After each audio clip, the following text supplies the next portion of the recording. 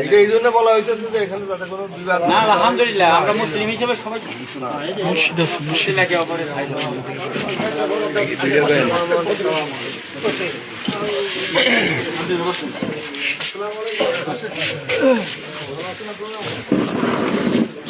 আসসালামু আলাইকুম। আসসালামু আলাইকুম।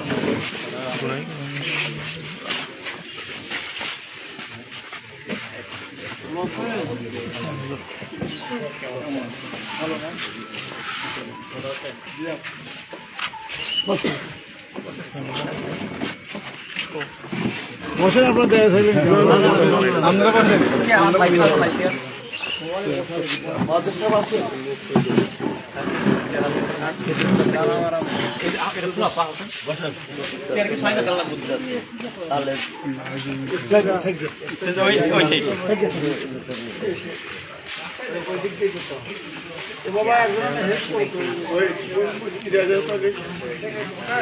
দেবো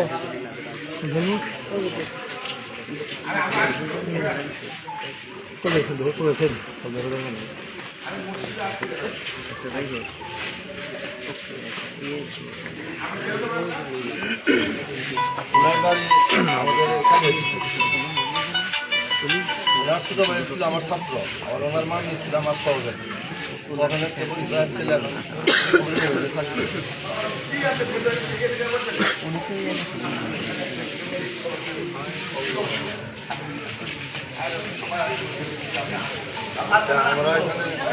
বসে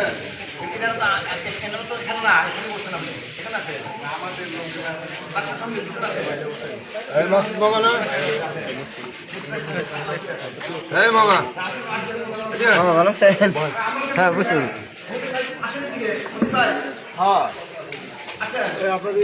এখানে তো কোনো আলোচনা হবে না ওই বিষয়, তাইলে এখানে আলোচনা নাই হবে না,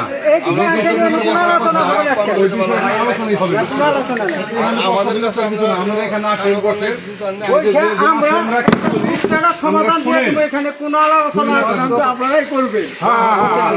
আমরা আসছি, আমাদের আপ্যায়ন করেন, মেহমানদারি করেন, বসেন বসেন বসেন না, আমরা কমিটি যারা সিদ্ধান্ত নেব চূড়ান্ত সিদ্ধান্ত, হ্যাঁ ওইটাই হবে। বসেন আপনারা ওখানে এখানে কিছু আসেন, এখানে বসছে এখানে ওটা উস্তাদজির পেয়েছে। না না এখানে ভিডিও করবে না, চুপ রাখেন, বন্ধ রাখেন। উস্তাদজির মোবাইল না ভিডিও করা যাবে না এখানে, চুপ রাখেন এখানে। করবেন না,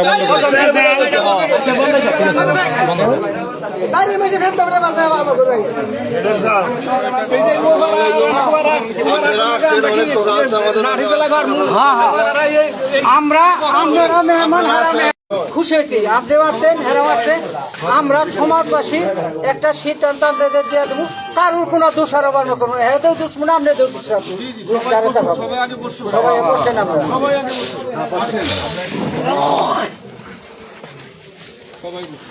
আমরা তাহলে চেরা চেরা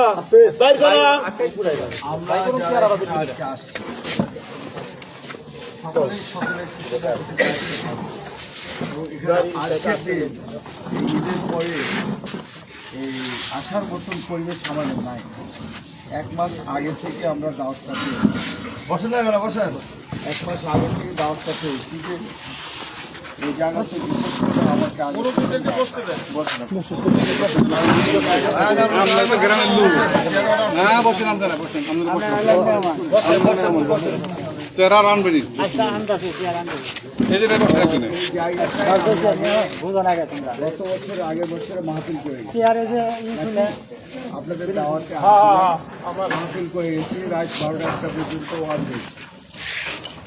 সেখানে কোনো হিংসাত্মক কটাক্ষ করে কাউকে কোনো কথা বলে যায়নি, মাহফিল শেষ করে চলে গেছে। আমাদের পরিচিতিটা হলো মাওলানা ইসমাইল সাহেব, ডক্টর ইসমাইল সাহেবের মাধ্যম দিয়ে আপনাদের উনি যদি যাওয়ার আসতাম আমরা এখানে আসতাম না,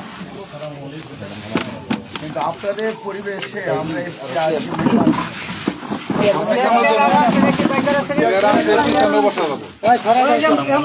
অফিসে চেয়ার আছে।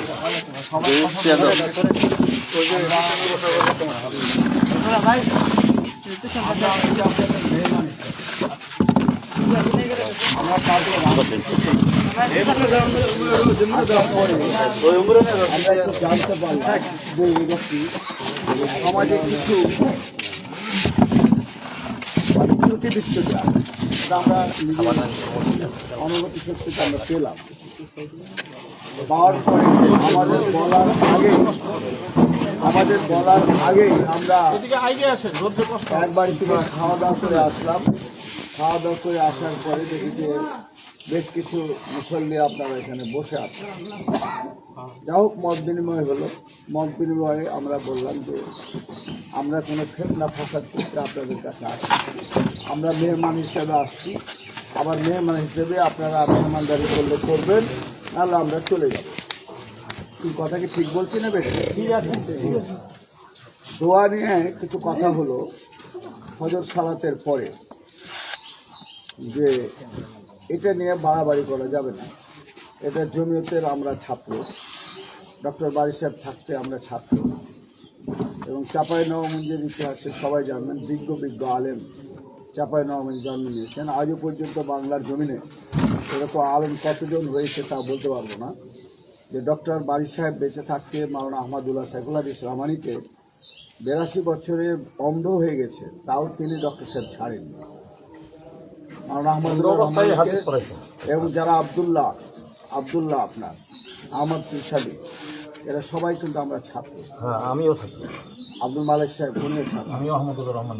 তো ওনাদের যে শিক্ষা তখনকার যে 1982-86 আমরা যে লেখাপড়া করেছি, তখন মানে এটা নিরপেক্ষভাবে বলছে, মনে কিছু নেবেন না। তখন পর্যন্ত এই দোয়া চালুই ছিল, দোয়া নিয়ে কেউ কোনো ইখতিলাফ করেনি। যখন 1986 সালে মাওলানা আব্দুল মতিন সালাফি এবং মাওলানা শেখ আবুল কালাম আজাদ যখন বেনারসি ওরা মাবুস হিসাবে এই বাংলাতে আসলেন, হঠাৎ করে একদিন আমরা মুসলিম শরীফ পড়ছি, আর মুসলিম শরীফ পড়তেই বললো যে হুজুর, মানে আপনি তো দোয়া করেন সার্বক্ষণিক, মানে খাতমে বুখারীর দোয়া, যে কোনো অনুষ্ঠানের দোয়া, বিদ্যুৎ চলে গেলে দোয়া, মানে তখন আমরা আঞ্জুমান করতাম, বিদ্যুৎ চলে গেলেই তখন বক্তা দিয়ে তখন একটা দোয়া পর্যায়ে সব আলোচনা শিক্ষা এটা হতো। হঠাৎ করে কানে আসলো যে দোয়া করা বেদাত। এটা ডক্টর সাহেবের কানে পৌঁছল। ডক্টর সাহেব কানে পৌঁছলে ডক্টর সাহেব বললো যে এটা নিয়ে ইখতিলাফ করেন না, মাসআলা এটা কে বলেছে, এটা আমরা একটু বসি। আমি একটু কথা আমরা অতীত আর টানতে চাই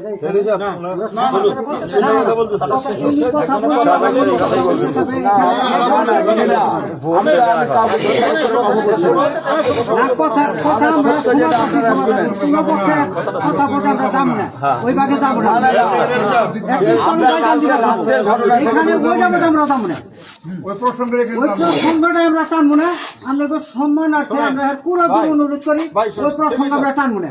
আপনারা যদি আমাদের কথাই বলতে না দেন, আমাদের জীবনে জমিনে যেন আর আমাদের পা কোনো আলেমের বাংলার জমিনে আমাদের মতো লোক বাংলার জমিনে যেন এই জায়গায় তার এমন কোনো কাজ হবে না যেই কারণে বিভেদ সৃষ্টি হবে বা তর্কাতর্কি হবে, এমন কোনো কাজ আমি এখানে আছি উপস্থিত, আপনাদেরই লোক। কোনো বিশৃঙ্খলা হবে না, শান্তভাবে একটু আলোচনা হয়ে গেলে পরে জিনিসটা ক্লিয়ার হবে। যদি কোনো আলোচনা না হয় তাহলে এই বিভেদটা থেকে যাবে, এটা রাখা যাবে না, রাখা যাবে না। এটাকে শান্তভাবে বিশৃঙ্খলা না করে সুন্দরভাবে আসেন। 10-20 মিনিট ওনারা আসছে এত দূরের থেকে, সেই গাড়ি ভাড়া খরচ করে এত দূরের থেকে লং জার্নি করে, আপনারা 10টা মিনিট গাড়ি ভাড়া দেননি, আপনারা গাড়ি ভাড়া দিয়েছেন আমাদেরকে, গাড়ি ভাড়া তো এইখানে সুরাহাটা হয়েছে, ও কথাটা বলছি আপনার। এরকম ইখতিলাফ যেমন হয়েছে, সবার মধ্যে একটু পরিচয় হওয়ার দরকার আছে, কে কি সমাজের একটু পরিচয় হওয়ার দরকার আছে। এটাকে একটা জিনিস যদি আপনি মিটাইতে চান, সামান্য একটু আলোচনা। আমি উপস্থিত আছি, আপনাদেরকে সামনে রেখে বলছি, এখানে কোনো বিশৃঙ্খলা যাতে না হয় সেই ধরনের কোনো কথা উনি বলতেছেন না। যদি কোনো কেউ কথা বলে সেক্ষেত্রে আপনাদের সুরাহার জন্য কথাটা আমি শুনছিলাম। ঠিক আছে, উনি বলুক, একজন বলুক।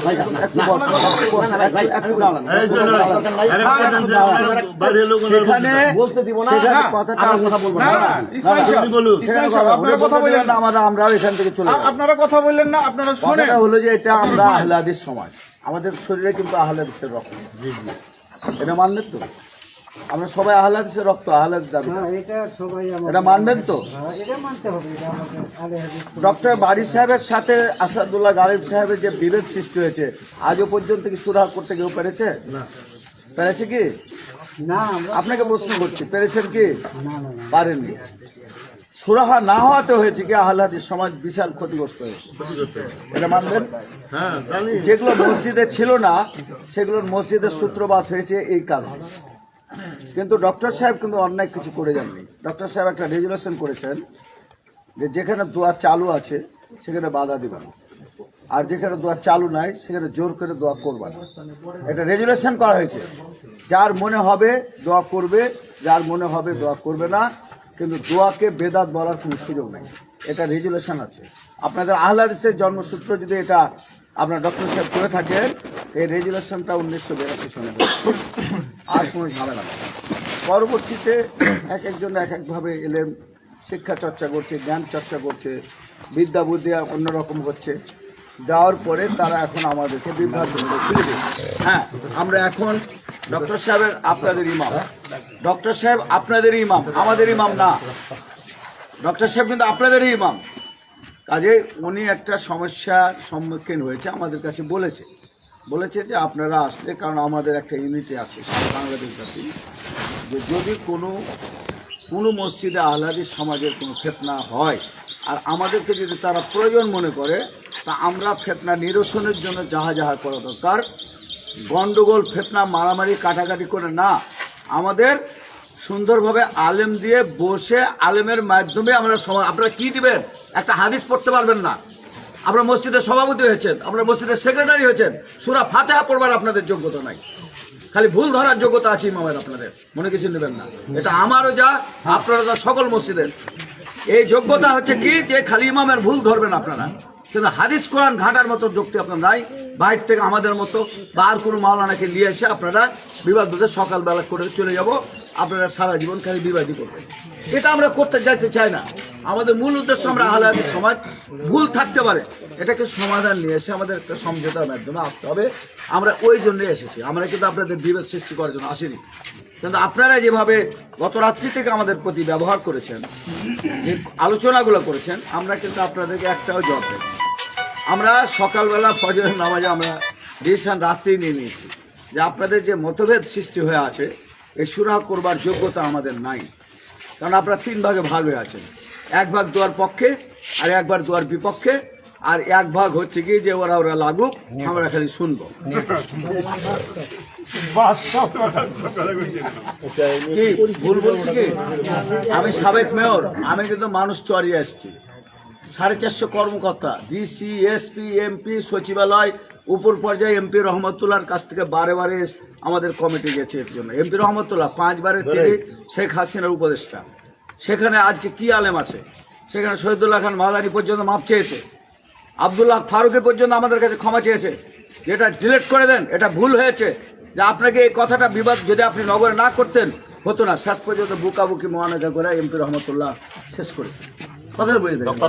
আপনারা কেন পারবেন না? যে আমার ভুল হয়েছে এই জন্য উনি আগেই যে মোলাকাত শুরু করলেন, যেগুলো সব ডিলিট করে দেন। আব্দুল মালেক কথা না বলাই ভালো। আমার পরিচয় আমি শুরু করি। আমি আপনার ফুট জামে মসজিদের আমি খতিব। আমার ইমামতির বয়স 40 বছর চলছে এবং আমি সরকারি একটা মসজিদে চাকরি করি। তার সঙ্গে প্লাস আমি একটা মেয়রের দায়িত্ব পালন করেছি। চাঁপাইনবাবগঞ্জ সদরে আমার বাসা। আমি মাওলানা আব্দুল মতিন, এটাই আমার পরিচয়। আমার নাম আবু নসর মোহাম্মদ ইয়াহিয়া, আমার বাড়ি বগুড়া। আমি ফাজিল মাদ্রাসার প্রিন্সিপাল বর্তমানে, এবং বগুড়া জেলা জমিয়তে আহলে হাদিসের দীর্ঘদিন ধরে সেক্রেটারি দায়িত্ব পালন করছে। আমার নাম মিনাজ আহমদ, আমার বাড়ি বগুড়া। আমি স্যারের প্রাইভেট মাদ্রাসায় আরবি শিক্ষক। আমি ডক্টর মোহাম্মদ ইসমাইল হোসেন খান, আপনাদের এই গ্রামেরই এই মসজিদের খতিব, সরকারি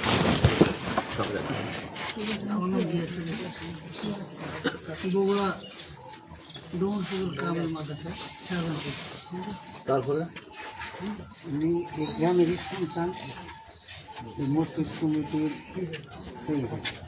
মোহাম্মদ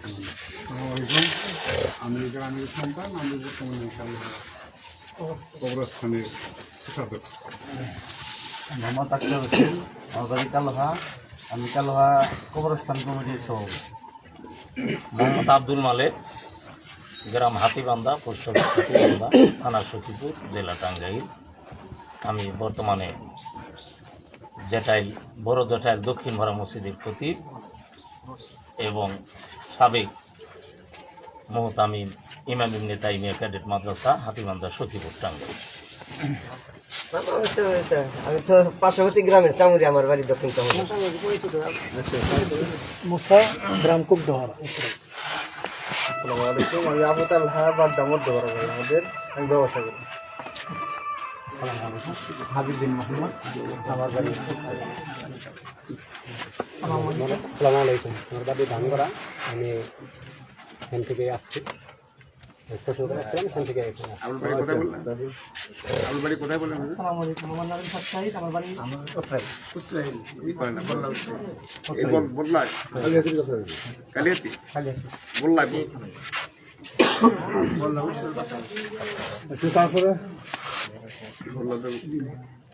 আমার নাম রিফাত সাইদ, আমার বাড়ি আকুয়া।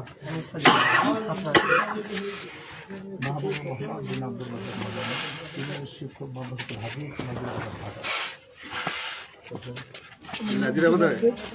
আমাদের আরো সেটা কাপি সাহেব ওটারই ঘরে গেল।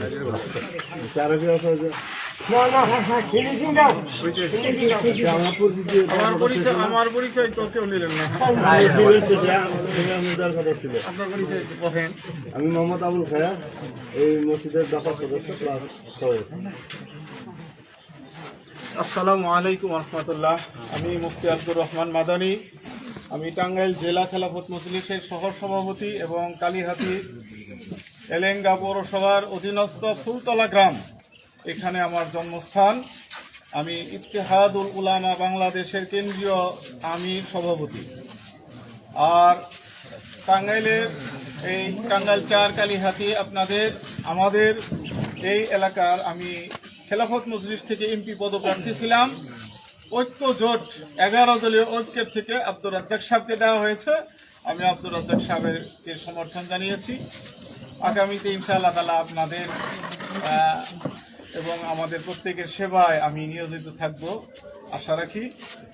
তা আমি যখনই এই সংবাদটা পেলাম যে এলাকার ভিতরে এইরকম একটা বিভেদ সৃষ্টি হয়েছে, আমাকে খবর দেওয়া হয়েছে, আমি চিন্তা করলাম যে বিভেদ বাড়ানো না, যাতে দূর হয় সেরকম একটা পরিবেশ করা এবং একটু পরিচয় থাকারও দরকার আছে। তো যাদের মধ্যে বিভেদটা চলতেছে, আমার মনে হয় তাদের সাথে একটু তাদের পরিচয়টা একটু থাকে, ভাড়ায় দুই পক্ষ।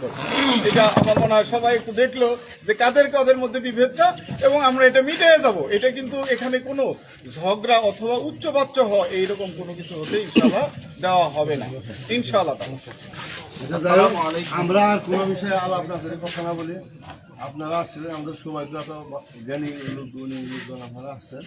আমি রুগী মানুষ, পার্কিনসনে আক্রান্ত। আমি অনেক সময় মনে থাকে না।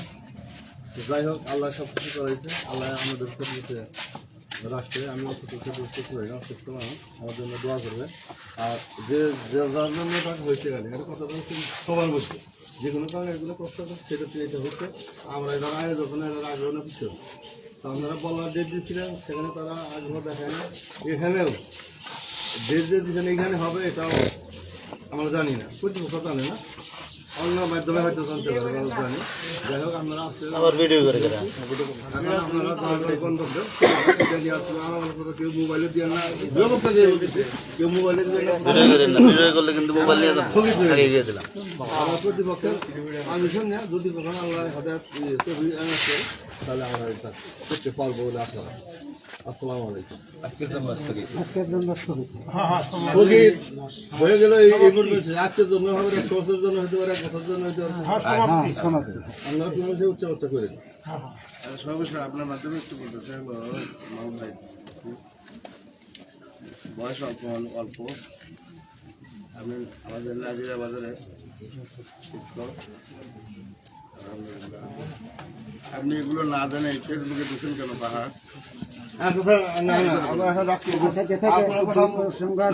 বলতে দে না,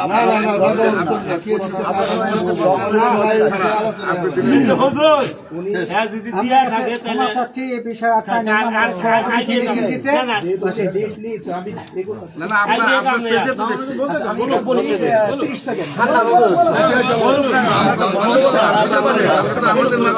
আমাদের মাঝে ছিল আবু দাউদ হাদিস নাম্বার 48 আলামাই বলছে আনা যাইমুন বিবাইতিন ফি রাবাদিল জান্নাহ লিমান তারাকাল মিরা ওয়া ইন কানা মুহাক্কাক। যে ঝগড়া করতে পারে করে না, মানে শেষ সঠিক যদি এরপরও চুপ থাকে, আমি তার জন্য জান্নাতের উপকণ্ঠে একটা ঘরের দায়িত্ব নিলাম। এই হাদিসের উপর ভিত্তি করে শাইখ মতিউর রহমানি বলছে যে বাহাস টান্সের কোনো ফায়দা হয় না, বাহাসের পক্ষে আমি না। আপনারা আমাকে দাওয়াত দিয়েছিলেন, এই মাহফিলের প্রধান বক্তা ছিলাম, বক্তব্য দিচ্ছি। এক ভাই প্রশ্ন করেছে, তো প্রশ্নে আমাকে আমার আল্লাহ যে ইলিম দিয়েছে সেই ইলিমের মধ্যে উত্তর দিয়েছে। এই উত্তর উপর ভিত্তি করে সভাপতি মহোদয় উনি আমাকে বাধা দিয়েছেন এবং বলছে আপনি বাহাসের ডেট দিতে হবে, এবং তার কথা দিয়ে আমি বাহাসের ডেট দিয়েছি। কারণ কি, যদি না দেই তাহলে মানুষ আমাকে কি মনে করবে যে আমি ভুল। তো পরিবেশ এমনটাই ছিল, মানুষ উত্তেজিত হয়ে গেছে, বাহাসের ডেট দিয়েছে। দেওয়ার পরে বাহাসের কোনো খোঁজ খবর নাই। আমার কালকের আগের দিন মাহফিল ছিল সিরাজগঞ্জ মাহফিল করার সময় আমাকে এখান থেকে এক ভাই ফোন দিয়েছে, নাম টাম জানি না, বললো আপনারা বাহাস তো কোনো খোঁজ খবর নাই, জানি না হবে কি, একদিন আগে তাও জানি না। পরে আমাকে বলছে হবে, আমি সাহেবকে ফোন দিয়েছি, নাম্বার আমার কাছে নাই, গতকাল ফোন দিয়েছি, আজকে বাহাস, কালকে ফোন দিয়েছি। আমি বলছি বাহাস হবেই না। উনি বলছে হ্যাঁ সব কিছু রেডি করা আছে, আমি ইউন অফিসে গেছি, পুলিশের কাছে গেছি, আপনাকে আসতে হবে, এটা সেটা। তার মানে বাহাসের প্রতি আমার কোনো ইন্টারেস্টের আগ্রহ না। কারণ কি, সবচেয়ে বড় কথা হলো সালাফদের বক্তব্য হলো সঠিক তথ্যগুলো পৌঁছায় দিন, হেদায়েতের মালিক আল্লাহ সুবহানাহু ওয়া তাআলা। আমি যতই দলিল দিয়ে যদি একটা বেদাতকে দাফনও করে ফেলি, যদি হেদায়েত ভাগ্য না থাকে, ইন্নাকা লা তাহদি মান আহবাবতা ওয়ালাকিন্নাল্লাহ ইয়াহদি মান ইয়াশা। সেজন্য বাহাসের বিষয়ে আমার কোনো ইন্টারেস্টের কোনো আগ্রহ কিচ্ছু নাই। এবং জমিয়ত অনেকে আমাকে মনে করে যে আপনি বিভিন্ন মাহফিলে বাহাস করেন কেন। আল্লাহি কোনো মাহফিলে আমি বাহাস করি না। কারণ হানাফি এলাকা, বিতর্কিত এলাকাগুলোতে আমি যাই, সবাই যায় না, যেমন রিস্ক নিয়ে যাই, 22 জন 23 জন মুফতি এসে হাজির হয়ে যায়, সেখানে তাৎক্ষণিক আমাকে ধরে। তো সেখানে যদি আমি তাদের সাথে কথা না বলি, চলে আসি, তাহলে এটা আমাদের আহলে হাদিসে খাটো করা হয়। পরিবেশের কারণে আমাকে কথা বলতে, এই বাহাসের মধ্যে আমার কোনো ইন্টারেস্ট ছিল না।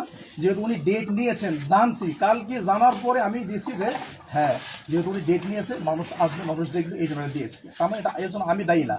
যেহেতু ডেট উনি নিয়েছেন এবং কনফার্ম করছি, এমন একদিন আগে উনি বলছে আপনি আসেন, এবং আমাকে বলা হয়েছে আপনার না আসলে আমরা আপনার নাম প্রকাশ করে দেবো আজকে সকালে ফজরের উপরে। এটাও বলা হয়েছে যদি না আসেন তাহলে সকাল 10টায় আমরা বিজয় ঘোষণা করবো, আমরা বিজয়, আপনি পরাজিত। তার মানে আমাকে এখানে উত্তেজিত করে নিয়ে আসা হয়েছে, আমি আসতে চাই না। আল্লাহু আ'লাম। সুবহানাকা আল্লাহুম্মা ওয়া বিহামদিকা আশহাদু আল্লা ইলাহা ইল্লা আনতা। আপনি আপনার ফেসবুক আইডিতে পাবলিকের কোনো কথা হচ্ছে না, কিন্তু ফেসবুক এমনি বলছি, আপনি যেহেতু আমাদের প্রতিষ্ঠানের টিচার, জি জি আমি ডক্টর আব্দুল্লাহ সাহেবের সাথে কথা বলছি। যাই হোক, আপনি কয়দিন আগে আইডিতে দিচ্ছেন? আমি গতকাল জেনা আপনার আইডিতে কত তারিখে ছাড়ছে? বলি যেদিন মাহফিলটা হয়েছে ওই দিন এই ভিডিওটা অনলাইনে চলে গেছে। হ্যাঁ, আপনার ফেসবুক আইডিতে কবে ছাড়ছে কোনটা? এই বাসের কথাটা? গতকাল না, গতকাল না, এর আগে আরো 1 মাস আগে, মানে যখন ডেট নিয়েছে তখন। এটা ঠিক আছে। আচ্ছা, দুইবার এক মাস আগে এই যে আইডিতে উনি ছাড়ছেন বাহাস, ওনার ছবি আর এনার ছবি দিয়ে যে একটা বাহাস দেখেন না রে ভাই, গতকাল না ভাই। আচ্ছা ভাই, একসাথে শুধু গতকাল। ঠিক আছে। যেহেতু এখানে গ্রামের সবাই এখানে উপস্থিত, মোটামুটি অনেকেই স্থানীয় অনেকেই উপস্থিত, না দিলেই তো হতো। আচ্ছা ঠিক আছে আচ্ছা ভাই ওকে শোনেন না, সেটা আপনারা এদিকে আসবে কেন ভাই? আচ্ছা ওইটা নিয়ে আলোচনা করতেছি আচ্ছা এটা নিয়ে আলোচনা করতেছি একটুখানি তাহলে তো ইন্টারেস্টটা আপনি বেশি। না আমি আরেক থেকে আইছে আজকে ওনারা তো ওনারাই দিতেন। উনি তো ডেট দিয়েছে এটা মিডিয়াতে গেছে নূর মিডিয়া বন্যা মিডিয়াতে গেছে ওনাকে নিয়ে বসতেছি ওনাকে নিয়ে বসতেছি। আমি আপনাদের সাহেবকে বলছি, সেটা আমি বলছি। না না শোনেন এই যে ভিডিও করবেন না আপনারা কিন্তু আমরা জমিয়তেরই সব, আপনিও অংশ, আমরাও অংশ। আপনি কিন্তু আমাদের বিরুদ্ধে না। আমরাও সব জমিয়তে আলাদা দিচ্ছি। শুনেন আচ্ছা ঠিক আছে আমার কথা শুনেন যেহেতু আলহামদুলিল্লাহ আপনারা এলাকাবাসী সবাই আপনারা এখানে উপস্থিত কথা ছিলেন। শুনুন কি বলে। না ঠিক আছে এটা পরে হবে যেহেতু এলাকাবাসী উপস্থিত ছিলেন আলহামদুলিল্লাহ আপনারা সবাই কষ্ট করে এসেছেন আপনারা সবাই একমত ডক্টর ইসমাইল সাহেব একটু দাঁড়ান ডক্টর ইসমাইল সাহেবের বিরুদ্ধে আর কোনো কথা হবে এখানে এটা নিয়ে আরো কোনো আলোচনা হবে উনি কিন্তু অনেক কষ্ট করে এই মানুষগুলোকে নিয়ে আসছেন এটার পিছনে কিন্তু ওনাকে মেহনত করতেছে কতটুকু কষ্ট পেয়েছেন উনি এই জন্য কিন্তু নিয়ে আসছেন এমনি কিন্তু নিয়ে আসে নাই আপনারা এটা নিয়ে আর কোনো জ্ঞানজাম কি করার ইচ্ছা আছে বা করবেন কিনা বলেন তো দেখি সবাই বলেন তো এটা নিয়ে আমি চাই আর কোনো জ্ঞানজাম যেন আর কোনো বসাবসি হবে না আর কোনো বসাবসি এটা নিয়ে হবে না ইনশাল্লাহ কথা দিলেন তো আমি আবার একটা কথা বলি আমার একটু আবদার আমার মনের বেদনা বলেন আমি বেদনাটা সবার কাছে বলি আমি এই সমাজে দীর্ঘদিন যাবৎ আমি শুধু খুতবা দিই এই জন্য যে কোরআন হাদিস পড়ছি 2-4টা মানুষের শুনতে চায় দেখ যাই না কেন অসুবিধা কি আছে অর্থের জন্য আমি মামতি করি না খুতবা দেন আমি একটা সরকারি কলেজে প্রফেসরি করি আল্লাহ ভালো রিজিক দেয় এটা বলতে চাই না সমাজবাসী আমি বারবার বলি যে আমাকে আপনারা সমাজের কোনো দায়িত্বে রাখবেন না সভা করবেন আমাকে সভাপতি দিবেন না আমি দরকার মনে থাকবই না এটাই আমার জন্য আপনারা কারে দিয়ে আপনার সভা করবেন কারে দেখবেন এরা করে কি আমাকে সভাপতি বানায় আবার আমার উপরে আরেকজন মহাসভাপতি নিযুক্ত করে আমার মুখে টেপ লাগিয়ে ব্যবসা মনে কি বেদনা কম আমি তো লেখাপড়া করা মানুষ আমি তো মূর্খ না আমি ডাবল কামেল পাস করছি অনার্স পাস করছি এমএ পাস করছি এমফিল করছি পিএইচডি করছি আহলাদিস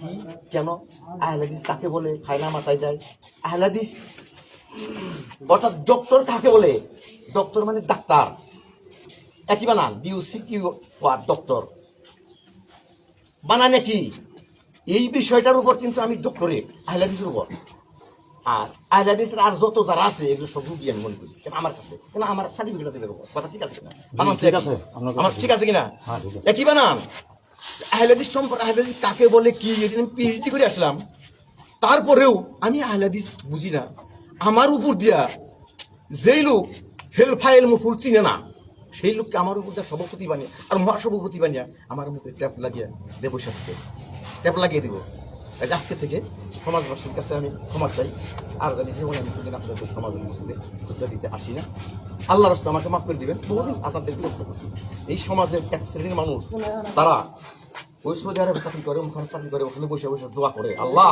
ইসমাইল যদি আজকে মারা যাইতো গুরু জগতের মানুষের দাওয়াত খাওয়াই এটা আমি জানি এই শ্রেণীর একটা গ্রুপ এই শ্রেণী এরকম বলে যে ইসমাইল যদি আজকে গাড়ি অ্যাক্সিডেন্ট হয়ে মারা যেত শুনতাম তাহলে আমি কালকে গুরু জগতের দাওয়াত খাই এটা আমি নিজে ভুক্তভোগী আমি দেখতেছি আবার একটা শ্রেণীর মানুষ আছে এই সমাজে এটা নিরীহ শ্রেণী তারা আমাকে অন্তর দিয়ে ভালোবাসে ওই তাদের অন্তর দিয়ে ভালোবাসার কারণে আমি এখন খুতবা দিতে আসি আমার যে পয়সা দেয় আমার হোন্ডার তেলের পয়সা সত্য কথা বলতে কারণ এখন তেলের যে দাম আমার হোন্ডার তেলের পয়সা অতএব আমি সমাজবাসীর কাছে করজোরে অনুরোধ করি আমি আর আমার জিন্দিগিতে যেন কোনোদিন মসজিদে খুতবা দিই না কোনোদিন যেন আমি কোনো সমাজের সাথে সম্পৃক্ত হই না এই আবেদন দেখে আমাকে মাফ করে দিবেন সবাই আজকে থেকে আমি আপনাদের কাছ থেকে বিদায় নিয়ে গেলাম এতে আপনারা ফেসবুক ইসমেল পরাজিত হয়েছে এটা হচ্ছে যা পারেন দেন না আমার আর কোনো আমি আর জামাতের সাথে সমাজের সাথে নাই যে আব্দুল্লাহ ফারুককে সভাপতি বানাইলাম আমি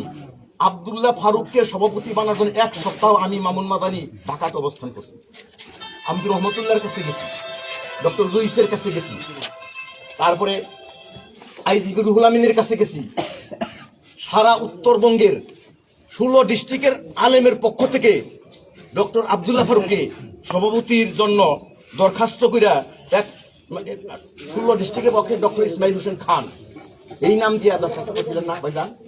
ইসমাইল হোসেন খান ছিল কিনা? হ্যাঁ ছিল, এটা জানি। আমার এই আব্দুল্লাহ ফারুক আমার সাথে যে শত্রুতা করতেছে, শহীদুল্লাহ খান মাদানি যে শত্রুতা করতেছে, আল্লাহ জানি ওদের বিচার করে। জনশূন্যকে আমি বিচারটা দিতে গেলাম, আল্লাহ জানি বিচার করে। এই বিচারটা আমি কেন আমার সিগনেচারে 16 ডিস্ট্রিক্টের পক্ষ থেকে ডক্টর ইসমাইল খান এটা দিয়ে এই যে ভাইজানরা দিছে, এই ভাইজানরা। আর 1 সপ্তাহ ঢাকাতে অবস্থান করছি, বাড়ি বাড়ি ঘুরছি। এমনকি আইজিপি রুহুল আমিন এই কথা বলছে, আপনার মতন লোককে জমির থেকে বিদায় করে দিয়া যারা লুচ্চা মুচ্চা এগুলাকে তো জমিতে দিবে। লুচ্চা মুচ্চা এই কথাটা বলছে আইজিপি রুহুল আমিন। লুচ্চা ছাড়া আল্লাহ ভালো জানে। এই কথাটা আমি আপনাদের কাছে ব্যক্ত করি। এই লুচ্চা মুচ্চা এই কথাটা বলছে আপনাদের মতন লোক। টাঙ্গাইল ডিস্ট্রিক্টে যখন আমি হাইলাদিস নিয়ে ডক্টরেট করে আসলাম, ত্রিপন প্রস্তাব দিল যে টাঙ্গাইলের জমিয়তের সভাপতি হবে ডক্টর ইসমাইল খান। আমি বললাম সরকারি চাকরি, আমার একটু বড় দায়িত্ব দিন, আমাকে মোবাইল লেখ হিসাবে রেখে দেন। আচ্ছা, মোবাইল লেখ হিসাবে রেখে দেন। এই কথাটা যখন বললো, মোবাইল লেখ আমাকে 1 নম্বর মোবাইল লেখ হিসাবে রাখলো। এমপি রহমতুল্লাহর বাসায় যখন 36 জন আলেম, বুঝতে বলতেছি, 36 জন আলেম একত্রে বসলাম আমরা এমপি রহমতুল্লাহ বাসায় করোনার সময়ে নিয়ে বসলাম। বগুড়া বৈশিরা ফ্রি হয়েছিল, আপনারা ফেসবুকে দেখছেন কিনা? বগুড়ায় ভাইজান বৈশি ছিল আহমদুল্লাহ, দেখছেন কিনা? ফেসবুকে দেখছেন কিনা? দেখছেন না? সেইটা নিয়ে এমপি রহমতুল্লাহর বাসায় বিচার। সেই বিচারের মধ্যে আমরা বললাম, আচ্ছা এখন তো তোমার এই বইটা ছিল, খেয়াল করে শুনেন,